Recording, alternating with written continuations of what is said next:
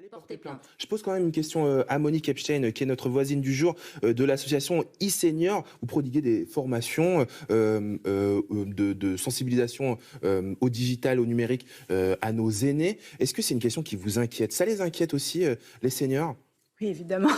C'est enfin parmi nos cours, c'est une thématique qu'on aborde depuis quelque temps. On nous a demandé qu'est-ce que je peux faire et par exemple, alors il y a un mot qui s'appelle le phishing, c'est un peu bizarre et abstrait, mais c'est important.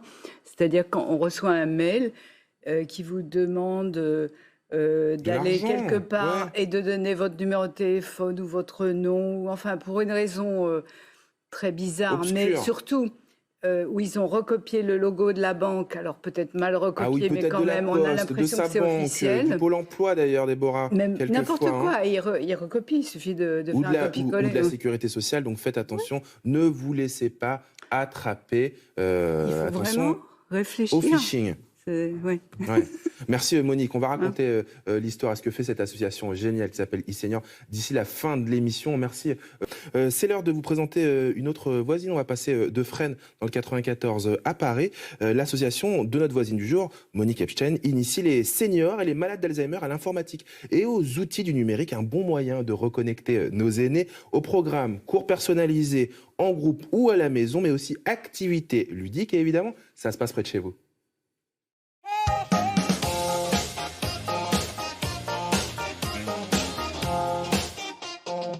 Et cette association, Monique, elle s'appelle e-Senior. La question que je voulais vous poser pour commencer, c'était de rappeler ce contexte. On est quand même à l'heure du tout numérique, du tout digital. Est-ce que c'est de plus en plus difficile pour les seniors de s'y retrouver ou alors c'est une idée reçue, c'est un cliché et nos aînés, ils sont déjà connectés et ils savent déjà tout faire avec leurs ordis, leurs tablettes, leurs téléphones? À ma grande surprise, je ne pense pas que les seniors soient tous connectés. Alors déjà, j'ai créé cette association il y a 15 ans. Et je ne pense pas qu'à l'époque, j'aurais imaginé être encore là, 15 ans plus tard, à avoir des personnes qui nous appellent tous les jours et de plus en plus en ce moment. De plus en plus avec le confinement, les confinements, j'imagine, puisque dans les EHPAD ou quand on est aîné, qu'on vit seul et qu'on ne peut pas recevoir sa famille, les petits-enfants, c'est compliqué et de fait, il a fallu s'y mettre. J'avoue que il y a un exemple que je donne qui est celui de s'inscrire à la vaccination. Ah oui. Comment peut-on s'inscrire à la vaccination si on n'a pas de mail et si on n'a pas d'ordinateur et si on ne sait pas aller sur Doctolib, etc., etc. Bon, ça c'est une bonne raison pour venir chez nous. Mais il y en a d'autres. Il y a converser avec sa famille à distance en ce moment. Enfin pour activer sa webcam aussi. Oui, alors déjà, comment déjà, utiliser pour moi, c'est compliqué, Zoom, je vous assure. Hein. Activer ma webcam, c'est compliqué. Oui, puis quand elle ne marche pas, la paramétrer le son. Rien que le son, c'est déjà un problème en soi. Voilà. Vous-même, vous êtes une as de l'informatique. Vous aviez une carrière centrée sur l'informatique. Vous pouvez nous expliquer comment ça fonctionne, justement? Comment est-ce que vous avez eu à cœur de transmettre votre savoir à celles et ceux qui viennent fréquenter vos formations? Alors, c'est assez facile à expliquer. J'ai commencé l'informatique très tôt. J'ai fait une licence d'informatique à Jussieu en 1968. Et donc, j'étais vraiment dans les premiers cursus d'informatique universitaire.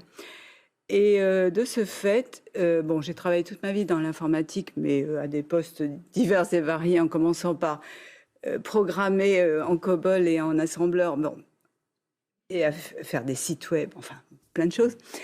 Et en 2005, en fait, j'ai eu l'idée de créer cette association parce que je me suis rendu compte que j'étais évidemment en avance par rapport aux autres personnes de mon âge.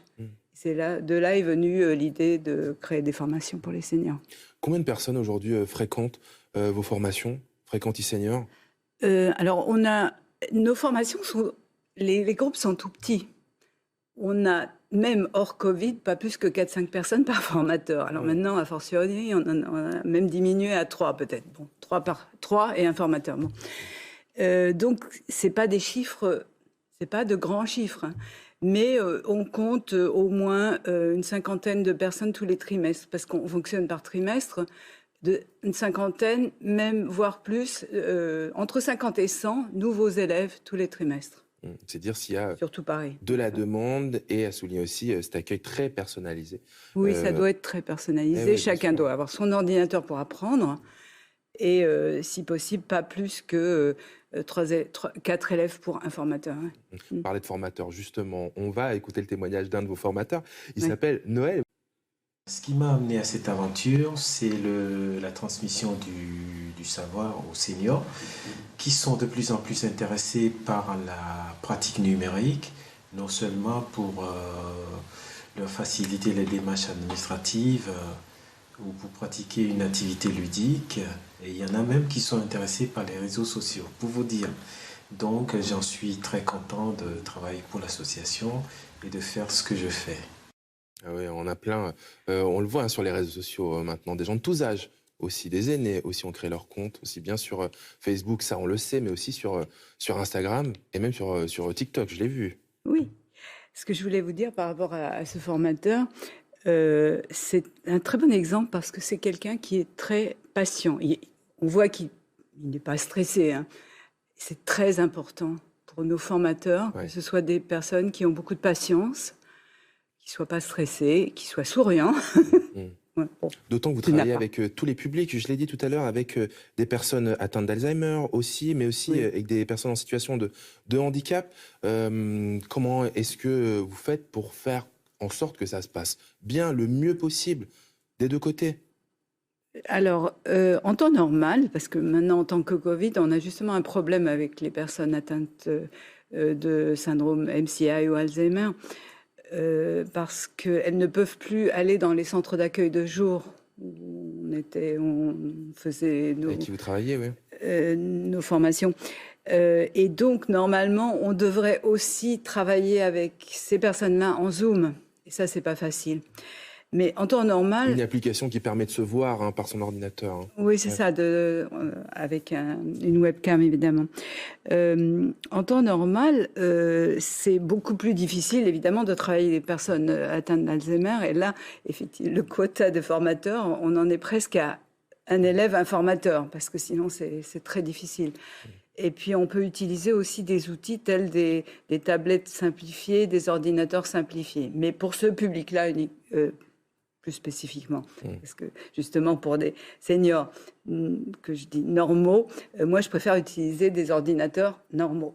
Enfin, qu'est-ce qu'il faudrait faire pour enrayer cette fracture numérique et rendre pour le coup le digital accessible à toutes et tous, peu importe son âge?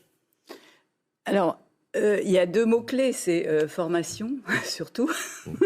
Et puis vous faites chez eSenior. Avoir quand même l'infrastructure. Enfin bon, on n'a pas encore Internet partout. Il y a des régions en France qui sont encore des déserts, des déserts numériques.